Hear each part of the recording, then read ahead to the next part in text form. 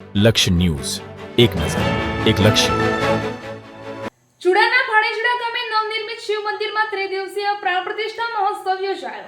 આપણી ભારત ભૂમિ વ્રત, તપ અને જપની ભૂમિ છે, જેમાં ગુજરાતની ભૂમિમાં વધુ મહત્વ છે.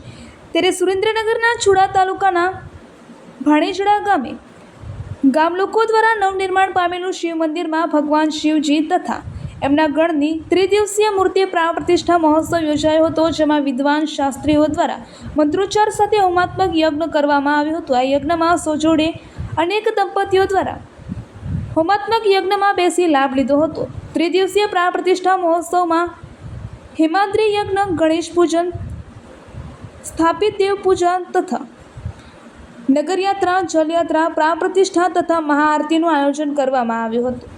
આ પ્રાણ પ્રતિષ્ઠા મહોત્સવમાં આમંત્રિત સંતો, મહંતો, રાજકીય અગ્રણીઓ, સગા સંબંધીઓ ઉપસ્થિત રહ્યા હતા. ત્રિદિવસીય પ્રાણ પ્રતિષ્ઠા મહોત્સવ દરમિયાન અવિરત પ્રસાદ ચાલુ રહ્યો હતો. રિપોર્ટર રણજીતભાઈ ખાચર.